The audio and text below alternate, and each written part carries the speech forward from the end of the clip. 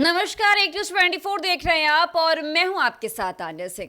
आपको बता दें कि राष्ट्रीय लोक जनशक्ति पार्टी का विधानसभा कार्यकर्ता सम्मेलन वैशाली जिला के महुआ स्थित गांधी मैदान में आयोजित किया गया।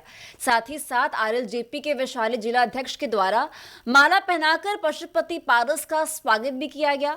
तो वहीं आपको बताते चले कि पशुपति पारस ने इस कार्यक्रम में अपने पार्टी को किस तरीके से मजबूत किया जाए और आगामी 2025 विधानसभा चुनाव पर भी विशेष चर्चा की है। तो इसी मुद्दे पर हम बात करेंगे। बात करने के लिए मेरे साथ मेरे सहयोगी सतीश और प्रिया मौजूद है। सबसे पहले हम प्रिया से बात करेंगे। प्रिया, देखिए, जिस तरह से कल पशुपति पारस ने वैशाली जिला के महुआ में एक कार्यकर्ता सम्मेलन किया है, जहां तादादों में लाखों लोग मौजूद थे और उनका भव्य तरीके से स्वागत भी किया गया है। क्या लगता है आपको, क्या कारण हो सकता है इतने तादादों में भीड़ में लोगों का पहुंचना, उनकी तारीफें करना और कई तरह की बातें भी लेकर सामने आ रही है इस कार्यकर्ता सम्मेलन को लेकर? देखिए, पशुपति पारस का जो ये मीटिंग रहा वो काफी खास रहा। इस बीच देखा गया कि कई लोग, जो भीड़ थी वो साफ तौर पे यही जाहिर कर रही है कि जो पशुपति पारस की नैया डूब रही थी वो फिर से उठनी शुरू हो गई है। हालांकि ये तब से चर्चाएं होनी शुरू हो गई जब लालू प्रसाद यादव और पशुपति पारस की एक बार मुलाकात हुई आमने सामने, जहां मकर संक्रांति के मौके पर दो लोगों ने मुलाकात की। ये बैठक जारी हुआ और वहां भी यही भीड़ देखा गया और ये जो भीड़ है ये साफ तौर पर यही जाहिर करती है कि पशुपति पारस पासवानों के नेता है और जो भीड़ थी ये कायम रखती है। हमने कई तस्वीरें देखी। अगर चिराग पासवान से कंपेयर किया जाए तो चिराग पासवान भी कई बार मीटिंग करते हैं, लेकिन इस तादाद की भीड़ कभी हमें नजर नहीं आई। चाहे वो हाजीपुर पहुंचते हैं, यानी अपने संसदीय क्षेत्र, वहां भी ऐसी भीड़ उन्हें देखने के लिए नहीं आती। भली प्रशासन तो रहेगी, लेकिन आम जनता, आम नागरिक और गांव के लोग नजर नहीं आते। तो वही पशुपति पारस अपने स्थापना दिवस गांव पे मनाए थे, वो भी तस्वीरें हमने देखी। वहां भी जो भीड़ थी यही बयां कर रही थी कि पशुपति पारस की राजनीतिक नैया डूब ही नहीं सकती है। और फिर से एक बार ये सवाल उठता है। उनके बगल में प्रिंस राज बैठे थे, जो कि काफी खुश नजर आ रहे थे, यानी पशुपति पारस के कंधे बने हुए थे। उनके अपने बेटे यानी कि यशराज भी मौजूद रहे, जो कहीं ना कहीं आगे की राजनीति में अब कहा जाए तो पशुपति पारस काफी मजबूती के साथ उतरने वाले हैं। जी सतीश जी, चिराग पासवान और पशुपति पारस के बीच की नोकझोंक पूरे बिहार की राजनीति में चर्चाओं का केंद्र है। लेकिन क्या लगता है आपको कि आरएलजेपी की अब रणनीति क्या हो सकती है आने वाले विधानसभा चुनाव में? देखिए, रणनीति साफ है। जिस तरीके से पशुपति पारस लालू यादव से मुलाकात करते हैं वो एनडीए से बाहर है। बिल्कुल, ये जग जाहिर हो चुका है। और पशुपति पारस ने ये स्पष्ट कह दिया है कि उन्होंने 2014 से लेकर 2024 तक उनके साथ एक अच्छे और सच्चे सिपाही की तरह काम किया, लेकिन उनके मन मुताबिक सीटें भी नहीं मिली, मनचाही सीटें भी नहीं मिली। वहीं दरकिनार कर दिया गया उन्हें। लोकसभा में उस तरीके से सीटें नहीं मिली, उपचुनाव में भी उन्हें दरकिनार किया गया, उनकी जगह चिराग पासवान को दी गई। तो ये बातें कहीं ना कहीं पशुपति पारस को अब खिल रही हैं, यानी अंदर ही अंदर चोट खा रही हैं। और इससे जाहिर होता है, और पशुपति पारस ने यह भी स्पष्ट कर दिया है कि हम 243 सीटों पे लड़ेंगे।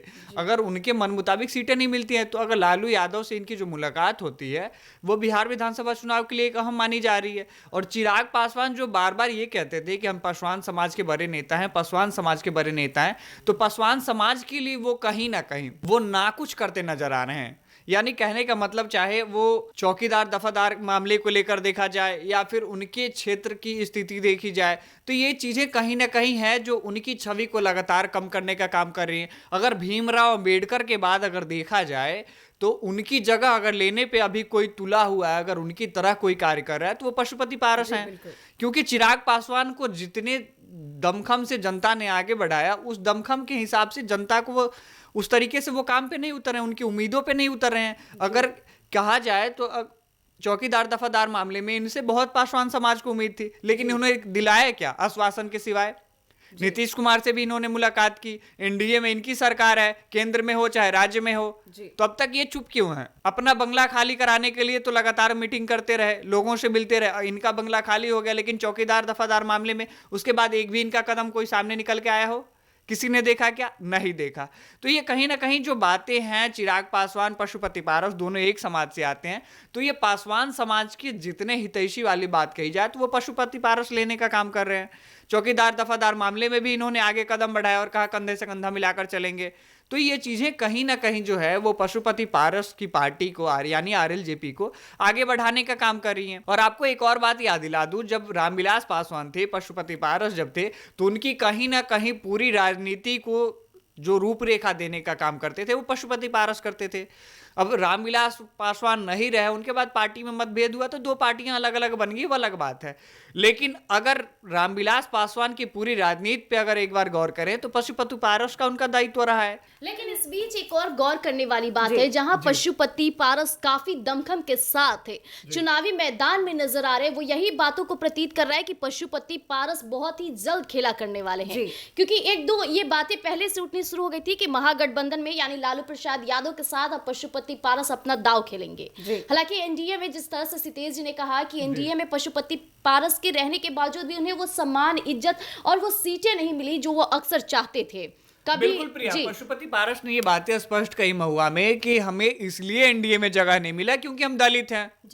उन्होंने ये बातें स्पष्ट कही ना कि हम अम्बेडकर के, भीमराव अम्बेडकर के बनाए हुए रास्ते पे चल रहे हैं, इसलिए शायद एनडीए में हमें जगह नहीं मिली।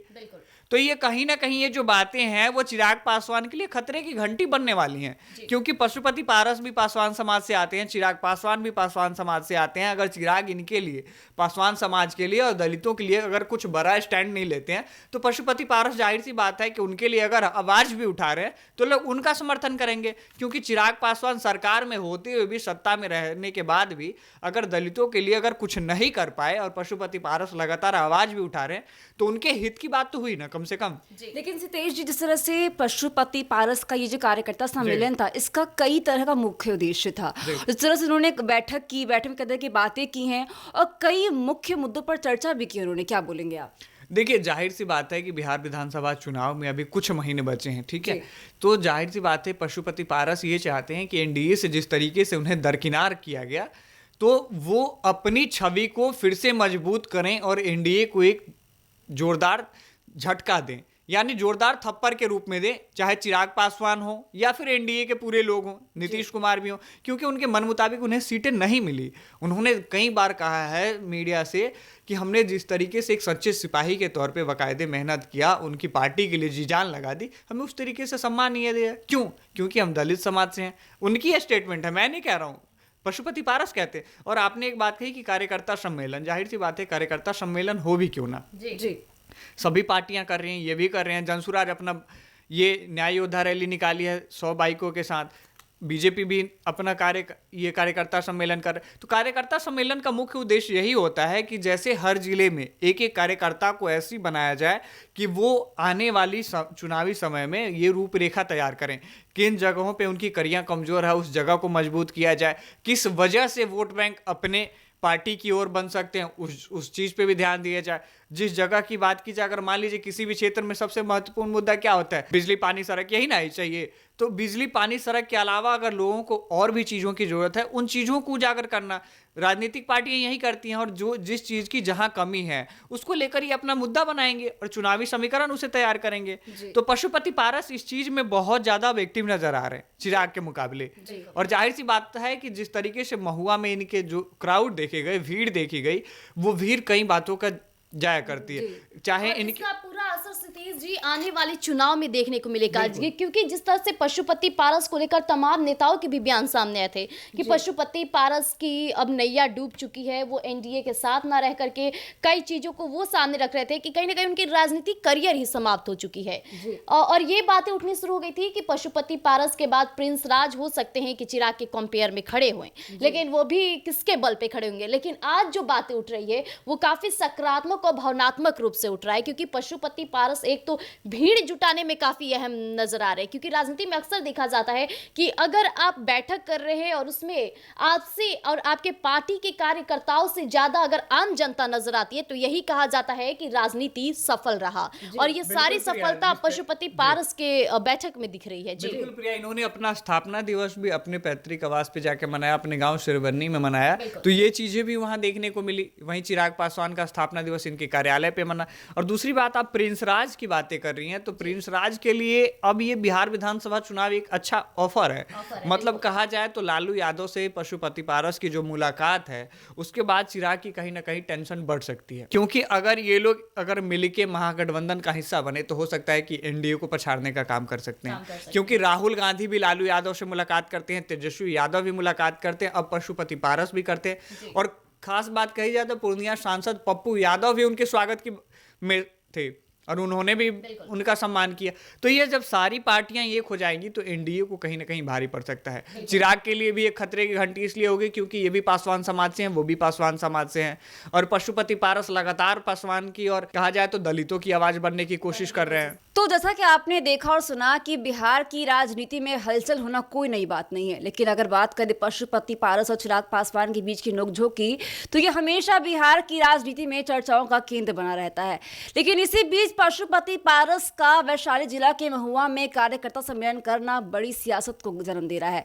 लेकिन ये सबसे बड़ी बात है कि अब ये कार्यकर्ता सम्मेलन चिराग पासवान के लिए मुसीबत की घंटी हो सकती है। तो ऐसे अपडेट्स के लिए बने रहिए हमारे साथ और देखते रहिए News 24। धन्यवाद।